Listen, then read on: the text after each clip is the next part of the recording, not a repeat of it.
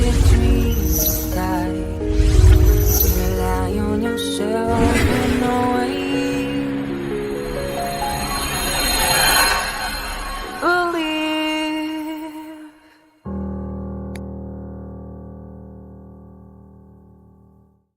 Good morning, everybody. This won't be super long today because I'm going to try and get as much done as I can in a very short space of time so I can not be on screen. Last night was rough. This thing kicked back up again, and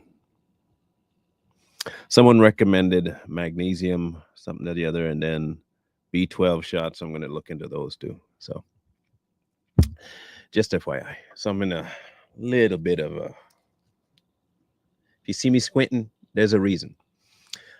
Yesterday we did a video about the seasons thing, and Joel Osteen's company decided to give me a strike. So if you go back and look at that video, you'll see his portion missing because he doesn't want anybody using his stuff.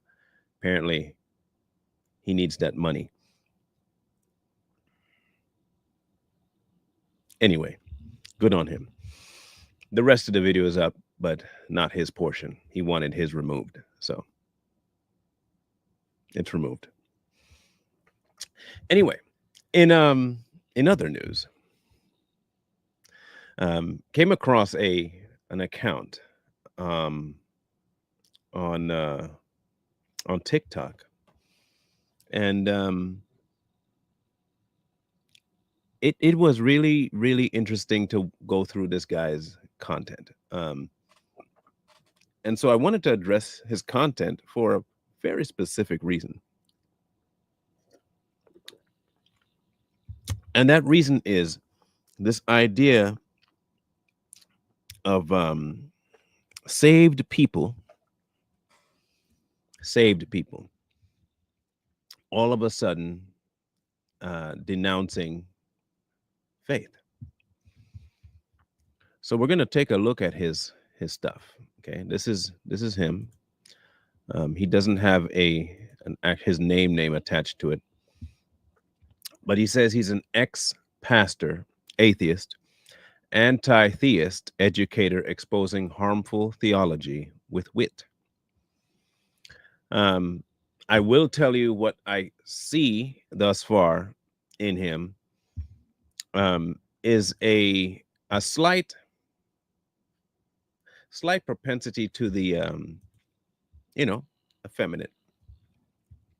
And I have a suspicion that this is the reason why he went against the grain and decided to become an atheist, is that his idea about homosexuality was challenged, and he couldn't take that. So in any case, we're going to look into a few of his videos, including the one that jumped out at me first.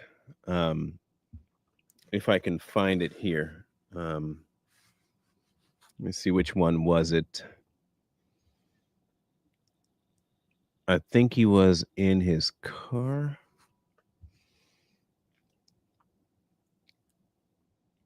Let me see if I can find the exact one. I can't find the exact one. Well, we'll just go through them. So let's start with, let's pick a good one here. This one. So I love this gaslighting response that you actually no. Let's go one more. Hey everyone, I've gained quite a few new followers. This is it. So let me introduce myself. I'm a former Lutheran pastor who spent over a decade serving in the church. Now let's pause right there. Right there.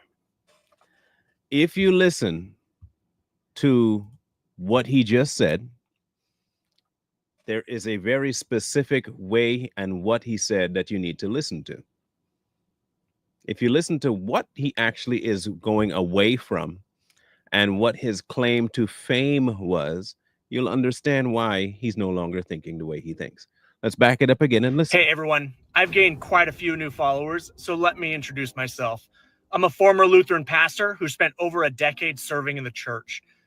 He's a former Lutheran pastor who spent a decade serving in the church. Okay? So, right off the top, you see a slight problem. The problem is that he's associating his salvation with something other than Christ. The Lutheran idea, and then I served in the church. Here we go. And I didn't leave it because I lost my faith. I left it because I saw how the church intentionally manipulates people.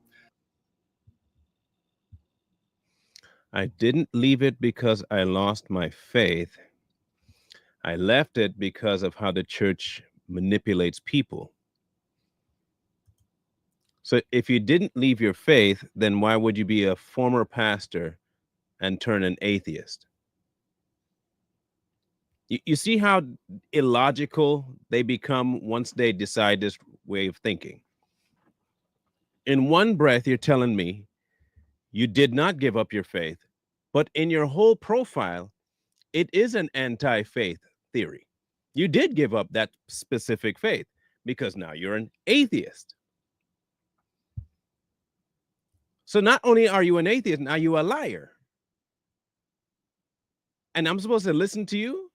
But as a blatant stinking liar, I'm supposed to listen to you? You just told me you didn't give up your faith, but your whole profile is about giving up the faith. Forget the idea that I am even a believer. If I were to just listen to you as a person, I can't in good conscience listen to you because you are not being genuine with me, because you're lying straight off the top by telling me you didn't leave your faith. Because in your whole profile, you did. I watched the church manipulate people's pain, twist scripture, and silence anyone who challenged the status quo. So let me get this right. The church twists scripture. And so in order for you to combat that, you became an atheist?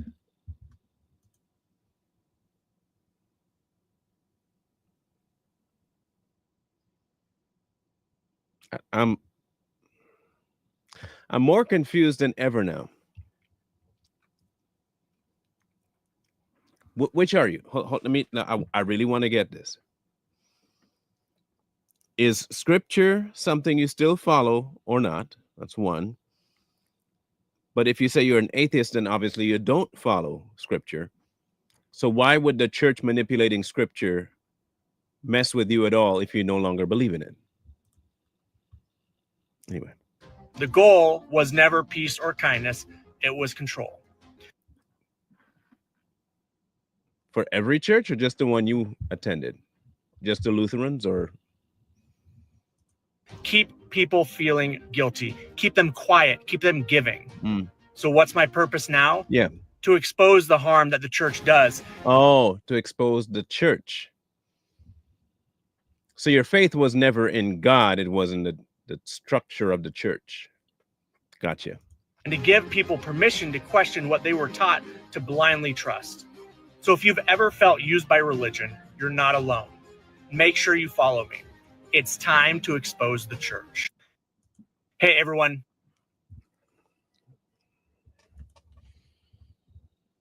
You see the issue here? No, I don't. Again, I'm not quite sure how atheists believe what they believe. I don't know how they do it. I'm serious. I don't know how, because they seem to build their belief on something anti something. Like, okay, so you're an atheist because you don't believe in God. Okay, cool. Then if you don't believe in God, then you shouldn't be wanting to even remotely affiliate with the idea, concept, dabble in the God thing. I don't understand how you people who are atheists have so much time and energy to dedicate to something that doesn't exist.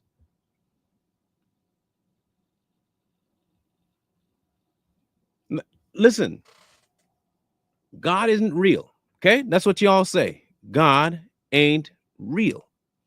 Fake, phony, spaghetti monster, whatever you want to call God, that's what he is to you, right? Fake. He's not real. What kind of lunatic spends their entire life after establishing that in their mind talking about something that doesn't exist?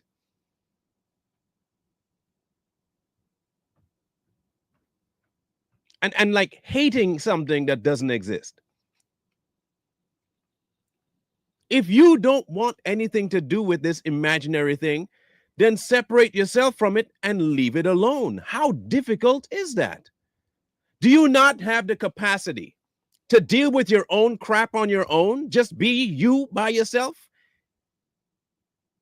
That's so impossible for you that you got to spend your every waking minute dealing with some sort of crazy cockamamie scheme called God? That's how you choose to spend your time?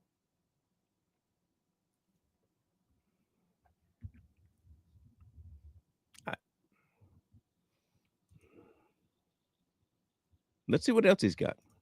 So I love this gaslighting response that you and so many other Christians tell me when I've left the church. That How is this gaslighting? So hold on. So let me get this right. You have the right on your platform to say whatever you want, and you do. And you call the church a bunch of users and usurpers and manipulators. Somebody says, so you let humans interfere with your relationship with Jesus, and you consider that gaslighting?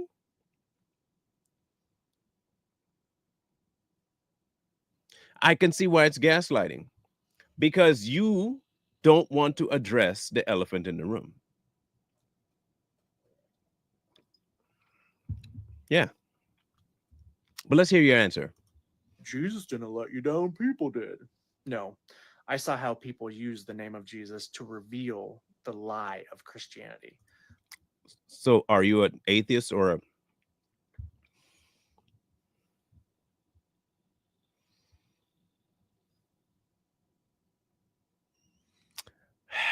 For over 10 years, I watched people get shamed, silenced, and manipulated, all in the name of love and grace. So I'd ask Well, you are gay. That's your problem. You couldn't be gay as a pastor. And so what you were seeing was this idea of making sure that the church told you you cannot be that. You didn't like that.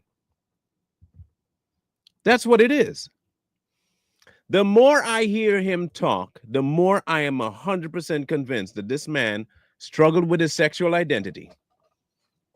He struggled trying to maintain his attraction to men while looking at the law of the word and saying that he can't be.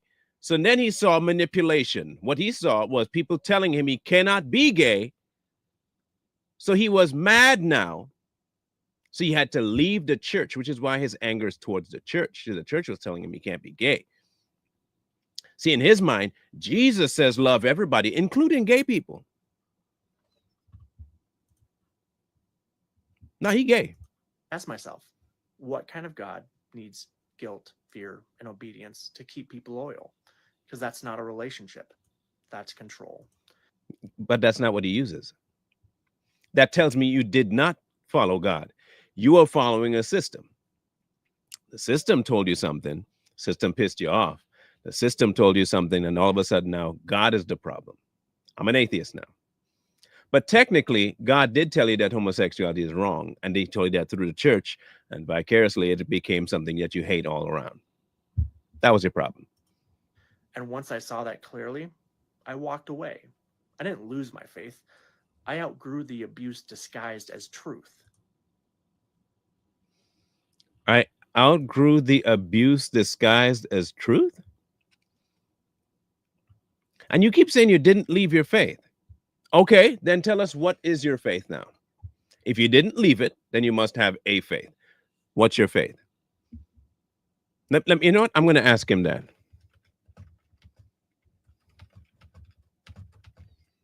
I'm going to make sure I put it in quotation.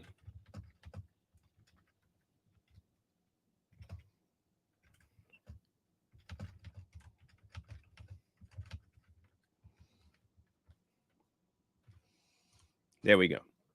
I doubt he'll answer that one, but we'll see. So no, people did not ruin my faith. I let the truth ruin the lie of Christianity.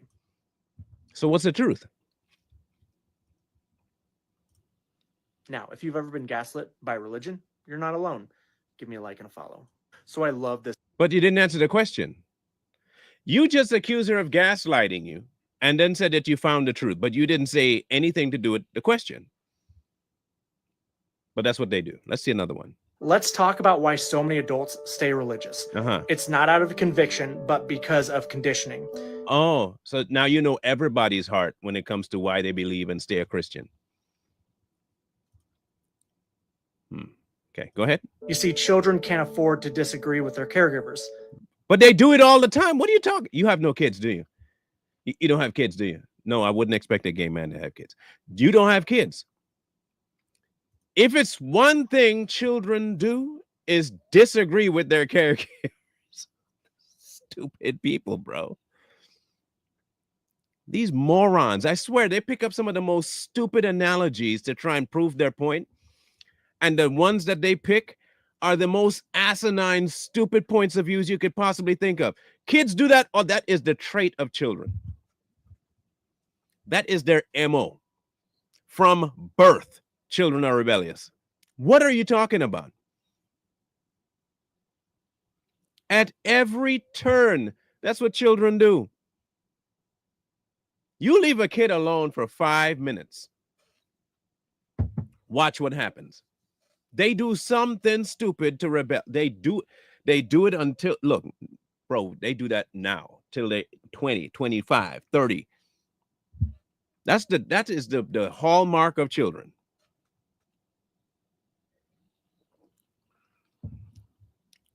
Disobedience is bound up in the heart of a child. Did you not hear that part? I can tell you don't have nothing to do with kids, like you have no kids at all. Otherwise, you wouldn't make a stupid statement like that. I want to hear it again, though. Let's talk about why so many adults stay religious.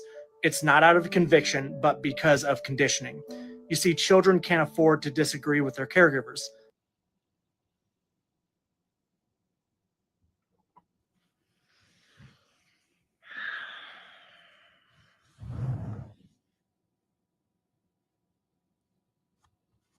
I think people just decide on their own to be this crazy, and they have no other. You know, I don't get it, man.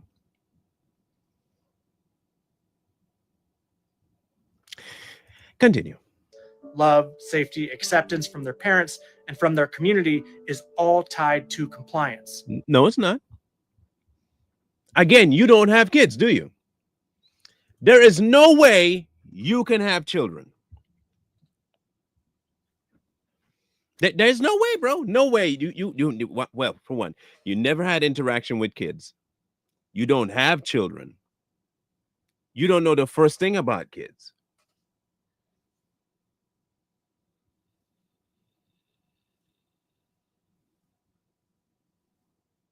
You're a weird folks. Well, it's just it's just like people that have the pro-abortion stance, right? All of the pro-abortionists are alive.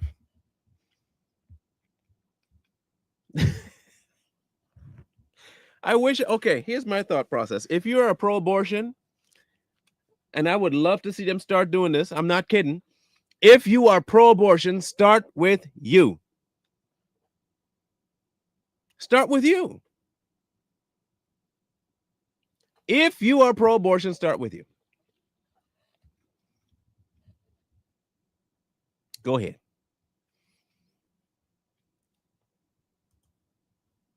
Anyway, continue, sir. So what happens? They learn to perform belief. They sing in the choir. They join the mission trip. They bow their heads on cue. But that's not faith. So tell us. I'm sure he's going to tell us what faith is. Let's see. Let's hear. That's survival. In psychology, we call this attachment-based adaptation. So that's where your faith is. Okay, so he told me his faith. His faith is now in psychology. Man, gotcha. A child will mimic belief if it means emotional validation. That's not spirituality, that's social conditioning. And the tragedy is this performance becomes so rehearsed, they confuse it for truth. Oh, okay. A lot of adults aren't believers, they're just kids that never stop performing. Can I ask y'all a quick question? Just a quick question. What did Jesus say about the believer and what we should be like? Anybody? What did he say? What should we be like?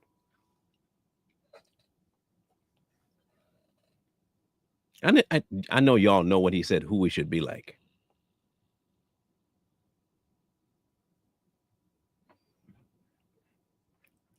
And it's the one persons that he cannot understand. Little children, precisely.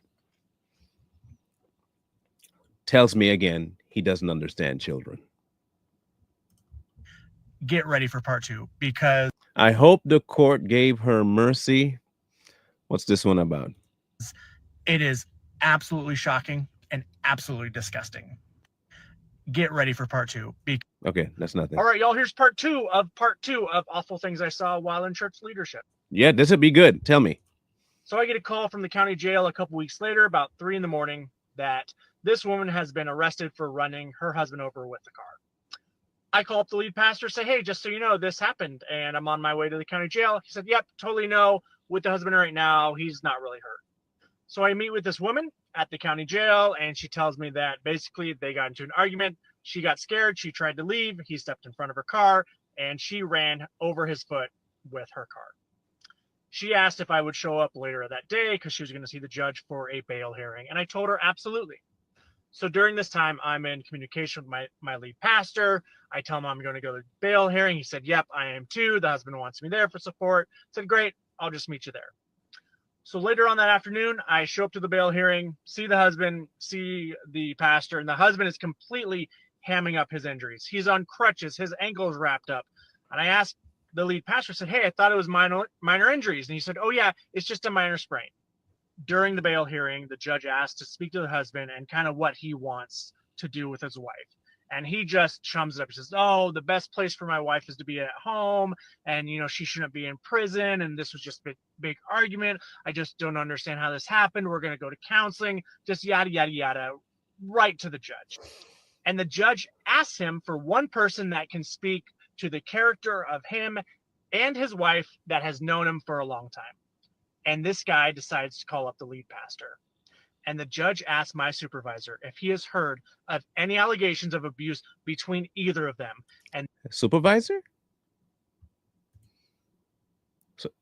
Supervisor? Supervisor. Okay. This guy looks at the judge with a straight face and says no.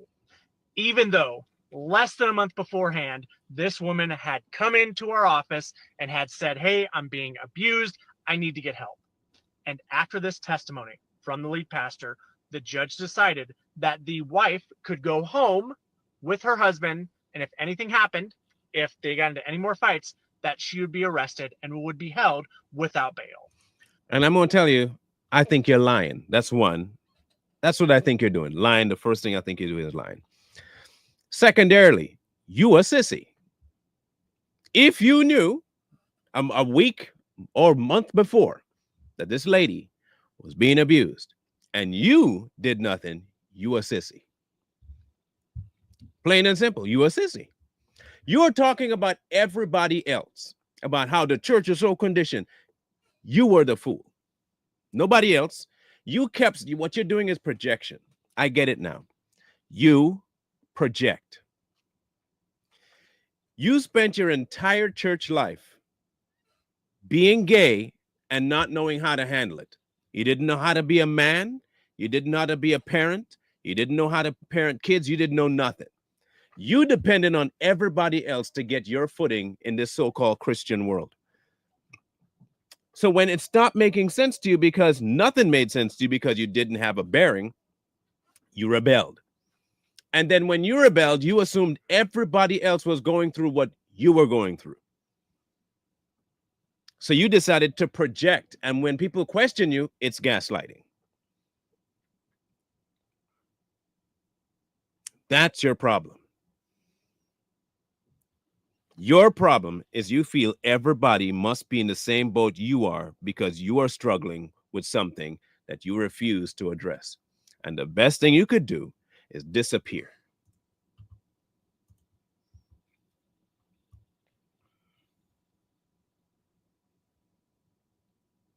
That's crazy work, man.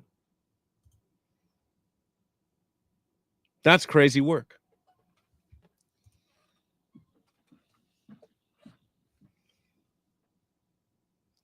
Atheists are some of the most interesting creatures on this earth.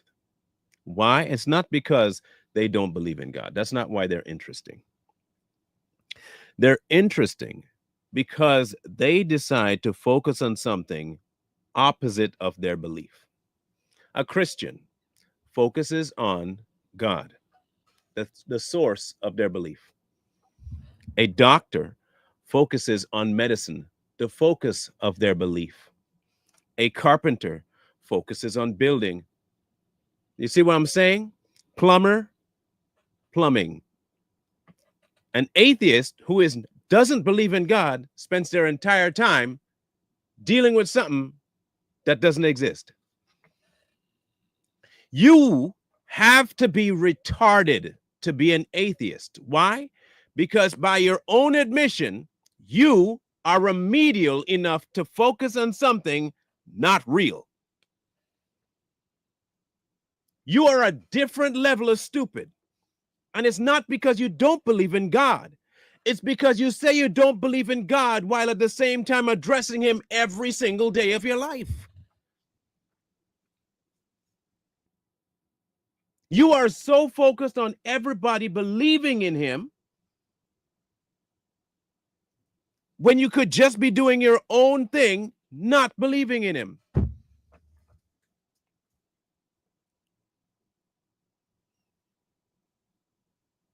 It is always the atheist that comes up to try and tell you not to believe in something.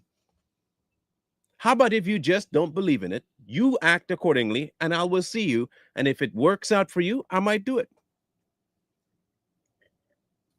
But as it is right now, all I see is an atheist behaving stupid. And I think to myself, well, if that's what an atheist, I'm definitely not going to be an atheist. Because I'm going to spend my whole life, talking about some imaginary thing? There's a name for that, and there's a place for you. There's a name for that, and there's a place for you.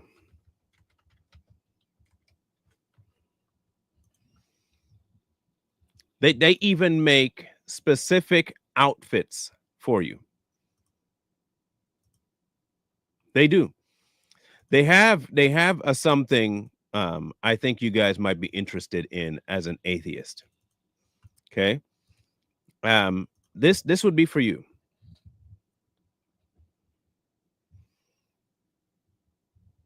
This would be you. This is the outfit I think every atheist should wear. A straitjacket. Every atheist should wear a straitjacket. Because there is no sane way, no sane way that a person should be this hyper-focused on the imaginary. They used to be called crazy people. I'm serious. Like back in the day, when you would deal with something in your imagination and you focus on something that ain't real, they would call you crazy. And they would put you in an asylum. Because if all you did was talk about something imaginary and it's there and it's making people mad and it's doing this, it's doing it, then there's something wrong with you.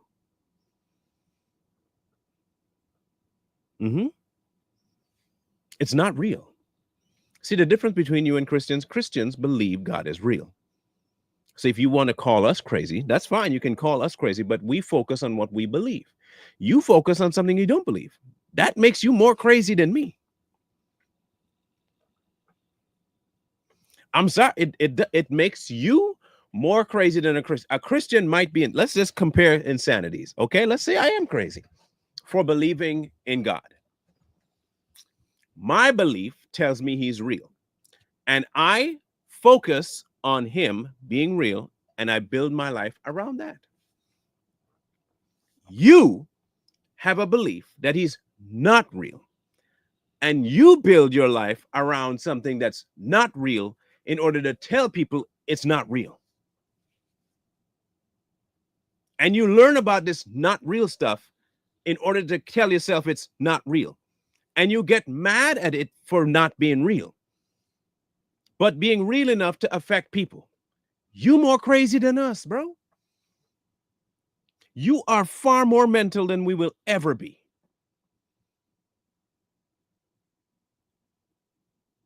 There is no level of insanity that Christians go to that atheists don't go 50 times past. I have a challenge for every atheist out there. This is my challenge. I challenge you to ignore God for a year. I challenge you to ignore him for a year. Don't acknowledge the fakeness of it. Don't try and convince a Christian about, ignore Christianity, ignore God for a year. I bet you money you can't do it. I bet you can't do it. You are too obsessed. I bet you can't do it.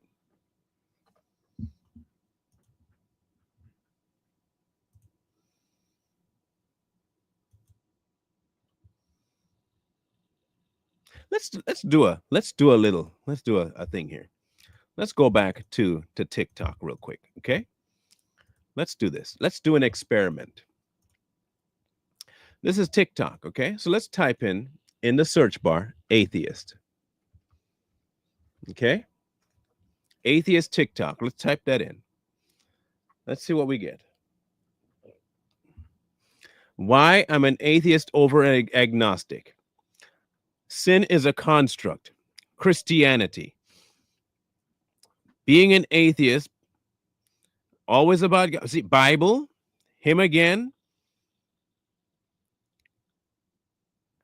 Tell my wife, okay, let's see what this. If I tell my wife, if you don't love me, I'm going to set you on fire. See, God again. They cannot do it.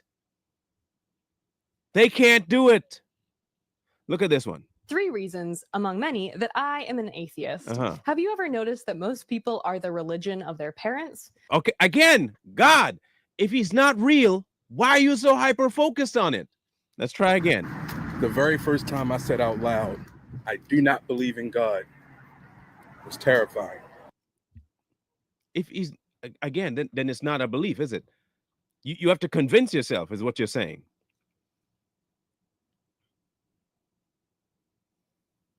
Atheist Bible study. So many questions. Why did God feel the need to take the form of a human and wrestle with Jacob? If it ain't real, why do you care? If God ain't real, why do y'all care so much? What is wrong with y'all? They can't do it. We've covered this clown before. So here are 10 hardcore church facts. Number 1, 9.5 out of 10 pastors are lying and they know they are. They can't help it. They cannot help it.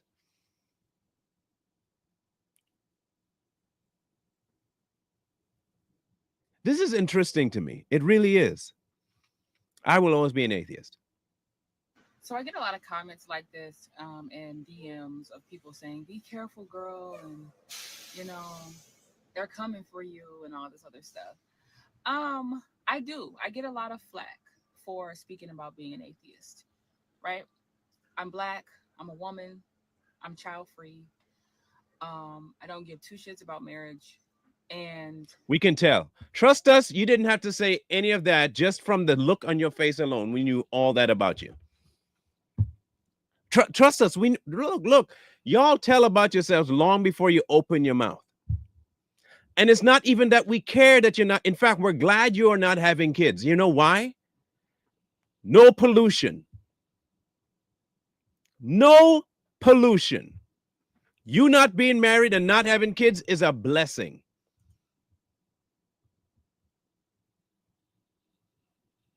It's a blessing. We don't care if you don't repopulate. These people do not have a leg to stand on without God, while at the same time telling you that God doesn't exist. I have never seen a group of people, and I mean never, that do this. If y'all out there can give me one group of people that do what atheists do, I will retract my whole idea about how they operate. Show me one group that focuses on something that they do not believe in, and that is the core of their so-called belief. Show me that. Show me a group of people that do not believe in something and think it doesn't exist. It is not real. It is the most fake thing out there. It is a lie.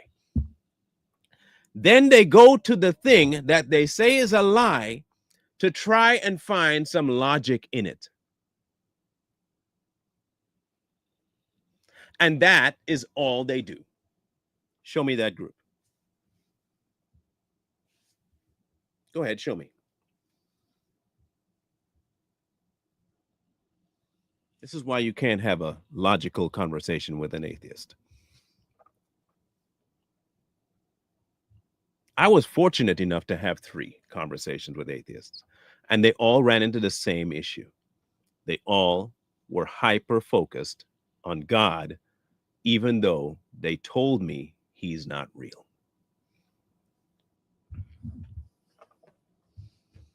Even these people that chase ghosts believe ghosts are real.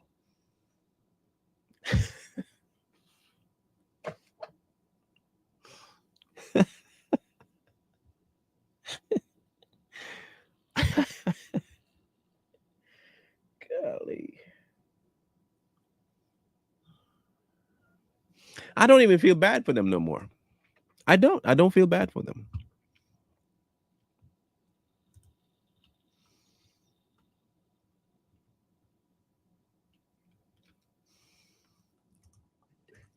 I want to hear these guys' statements because I've seen them on YouTube before. If I tell my wife, if you don't love me, I'm going to set you on fire, does she have a choice? And also, am I a loving, good husband? Do you see how they do their analogies, right? Okay, cool. Let me ask the elephant in the room question for his besmirching grin on his face. Did the husband create the wife?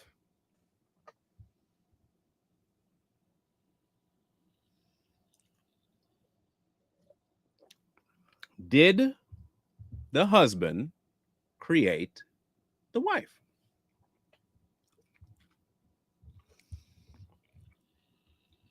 Simple enough question, right? So the analogy goes right out the window because it's a false equivalency. I cannot equate the requirements that God has on mankind to a husband and wife. I can't.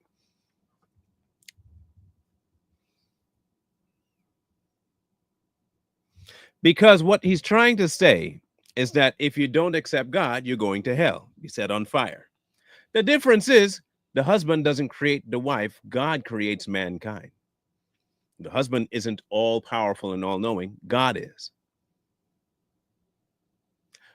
They want to take certain aspects of God and try to superimpose it on top of man, and then take certain aspects of man and superimpose it on top of God. They don't want to actually take what God says he is and run with that theory because they're not actually approaching it even from a position of science. Because a position of science would tell you to take everything about the person that you're talking about, take all the qualities they say they possess, and then extrapolate that to humans. They won't do that. Because then they'll say, well, that's not true about him.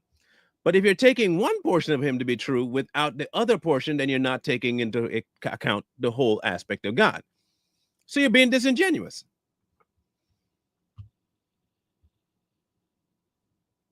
You're being disingenuous. Those are two questions I want you to answer. If you set her on fire, then you never loved her to begin with. And if God sends us to hell, he never loved us to begin with. See? And you know what I would say to them? This is how I would answer them. Okay, he never loved you, so why you keep talking about him? If you could come to a conclusion about him on your own, why would I need you to tell me that? I can figure it out, right? And here's the point. Even if I do die and there is no God, I'm not losing anything, so what's your problem? An atheist, if you are right, doesn't lose anything if God's not real. Okay? You gain everything. If God ain't real, you gain everything. So why do you care about people that aren't following God? Hear me out. There is no consequence to being an atheist. None. In an atheist's world with no God, no afterlife, no hell, right? That's what it is. Then there's no consequence to following God or not following God. The only difference is that I myself don't live the life you live.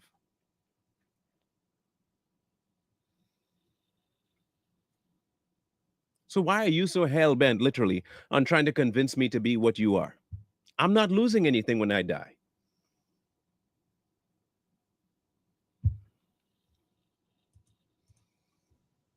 Wrong.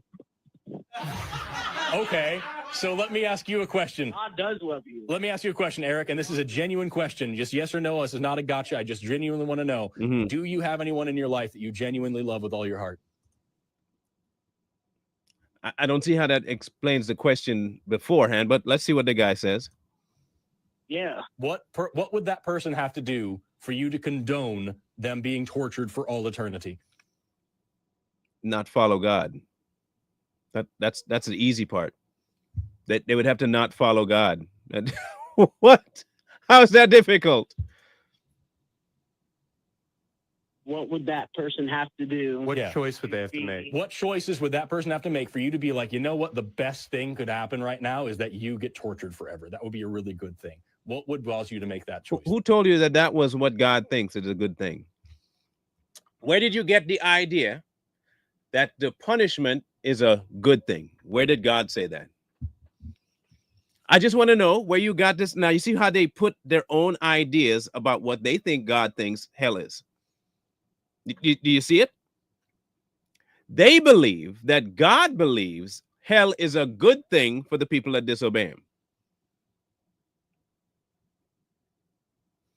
Now, I will tell you this much. There is no way I could talk to these two buffoons. There is no way I would lose my ever-living mind talking to these clowns. The smirking, I would lose my mind on them. I would. That's why I can't have that conversation with them. They are more than likely the kinds of people that would take patches of scripture and then say, see what it says here? And I say, okay, cool. That's what it says.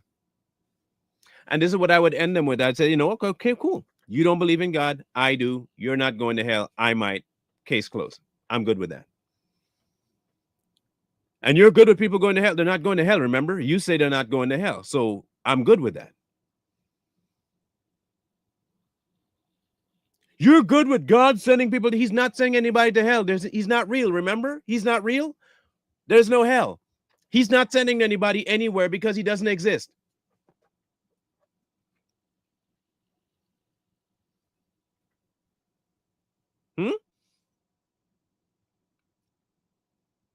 You're trying to convince me about something that you believe doesn't exist. Okay, cool. You say God doesn't exist. Hell doesn't exist. There is no such thing. I believe there is. And if there's true on your end, then guess what? Nothing I believe makes any difference. You can keep believing it. Have fun. I'll keep believing what I'm believing because right now it's not affecting either one of us. You have no God. I do. God keeps me doing what I'm doing, whether it's by my own delusion or not. Good. You are enlightened and you don't have God, and you can keep doing what you're doing. Perfect. At the end of it all, you're right. That's what you say. Then nothing that I believe will happen anyway to anybody. No one's going to burn. Case closed. There you go. Would you? Yes, I do. That's me. That's me, though. I believe it. I'm not telling you have to. You don't have to believe it. No, no, no, no. You don't have to believe anything. You can be an atheist. Have fun being an atheist. You don't care about my soul. Nothing's wrong with your soul. Remember, you are fine. I don't have to care about your soul. Well, your religion, that's my religion, buddy. You don't need to impose yourself on my religion. Don't worry about it. Do you? Okay? Don't worry about me. I'm good where I'm at in my delulu. Okay? I'm good with it. I'm good with it. You're the intelligent one. You're the wise one. You're the one that knows the truth. Then if you know the truth, then there is no such thing as hell, and you don't need to pose the question about God burning nobody because he's not doing it because he doesn't exist. Easy peasy.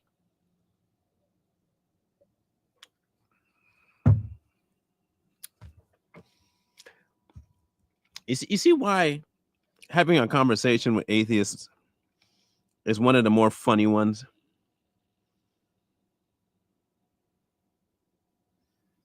You see why? That's what I tell people all the time. It's so weird. That's the exact quote I use all the time. I think we related, man. Listen, so-and-so, I think we related. I have said that exact same quote multiple times in my life. I have my crazy, you have your crazy, just leave me alone in my crazy. I'm good with it.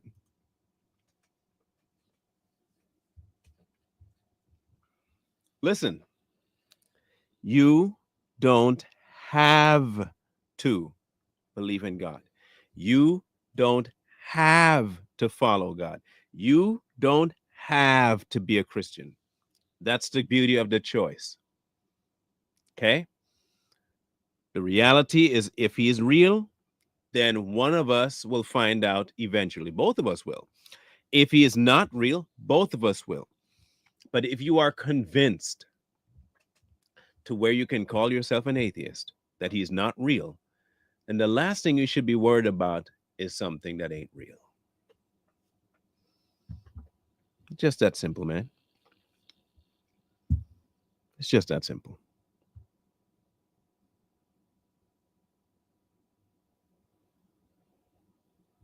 Just that simple.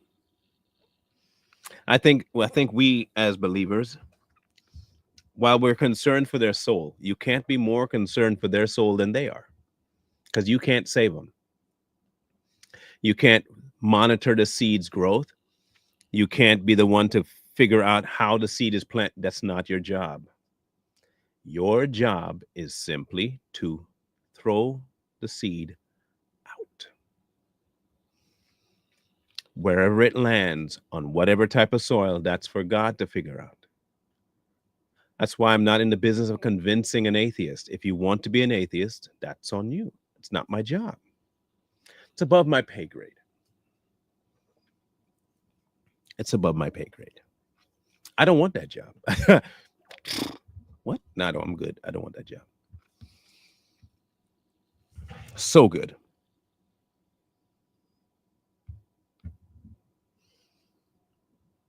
In any case, if you guys have atheists in your life, at least maybe this might help you figure out how to deal with them.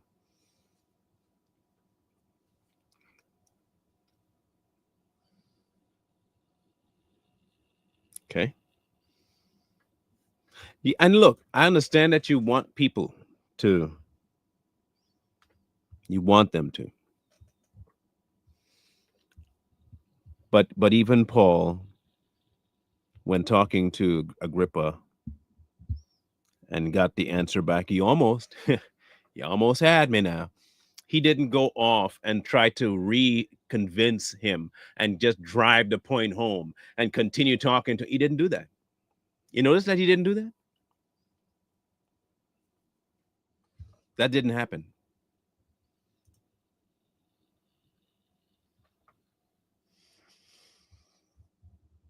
Even when he went and Jesus told his disciples to go out, He didn't ask them to drive the point home. He said, dust your foot off.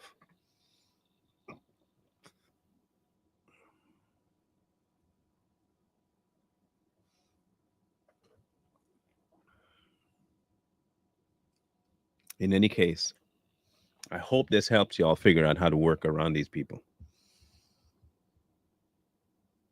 To each his own decision. I'm going to go take some medication over this headache now, and I'm going to go and try and rest a little bit before I finish my day.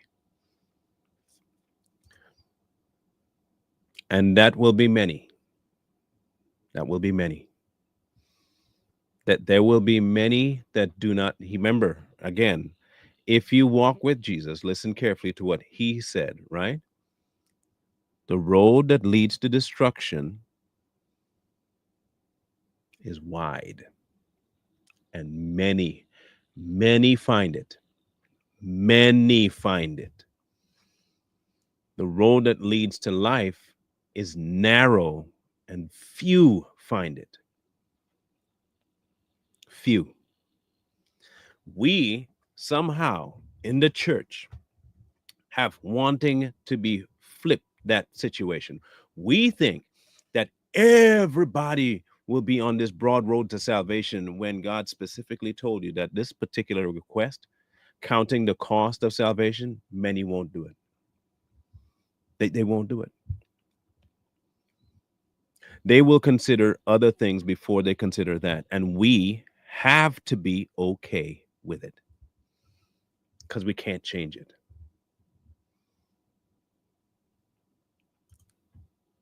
God willing, yes.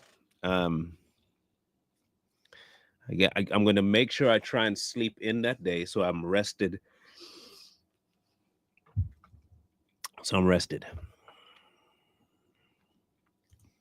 But I also can't be sure of whether or not a flare-up will happen with the migraine. So I can't say yes or no. But for now, I will try and say yes.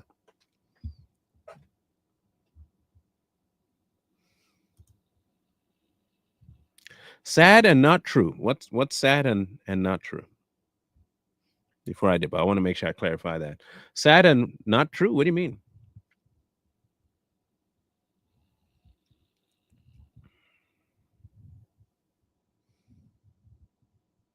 Unless you're in a different part of the video. You might be in a different part of the video.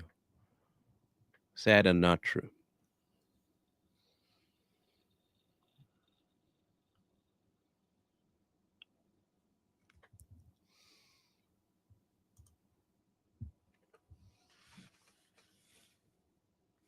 In any case, maybe that answer will come later. I appreciate all you guys do. Please make sure that you focus on what you know to be true. Focus on Christ. Stay there. Let him be the architect, the beginning.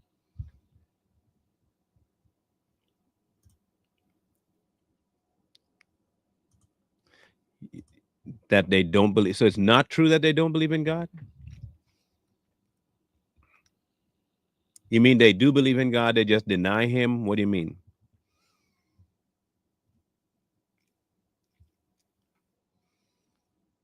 Is that what you mean? Like they do believe it, but they're just denying it for themselves because they want to rebel? What do you mean?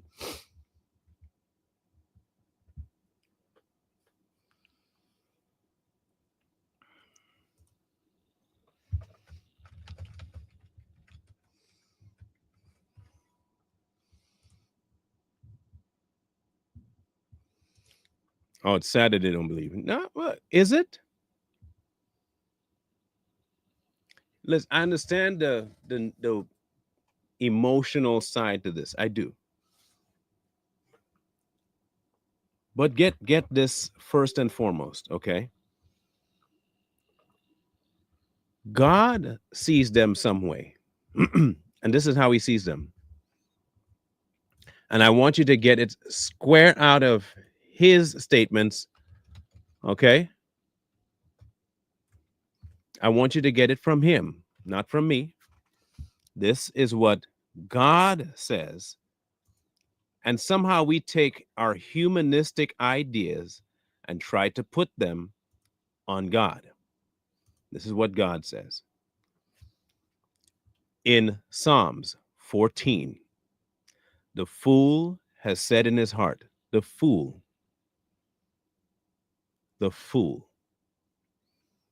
Can you feel bad for a fool? The fool has said in his heart, there is no God. They are corrupt. They have done abominable works. There is no one who does good.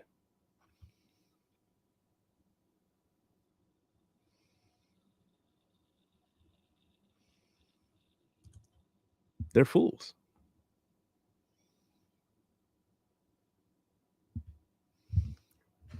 But they've chosen. And the only person that can reach them, if they're willing to listen, is God. Okay? So I can't feel bad for them. It is what it is. They've chosen. I'll rejoice if they come. But I'm not going to feel bad if they don't, because that's a choice.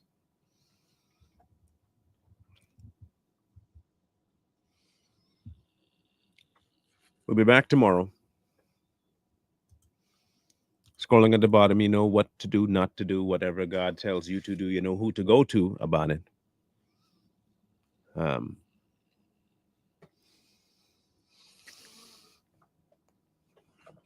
If you got problems with wasps, this is what I found.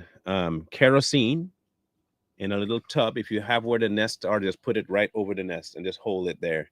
It'll wipe them out. Find the nests and just put it over the nest. You don't need to do nothing else. Just let the kerosene kill them. Gasoline, if you have that too, that'll work too. Just fill it up about halfway, a pretty big tub, put it over it and just hold it there. Dead. If you want to light it for extra measure, I would too. Just not on the house. Then get a spray can, like those, like a hose, you know, the pressure hose, and that something that can shoot a stream of gas along the roof line. Just do that. Trust me, it works. There's also a wasp spray that you can. It's a pretty good stream of white stuff, and that works too. But I prefer the gasoline. So, but we'll catch up with you guys tomorrow. Love you, mean it. Have a grand rest of the day. Wisdom calls to you from the street, so please, please, please find wisdom. Peace. Hold tight the dreams, for if dreams die, rely on yourself.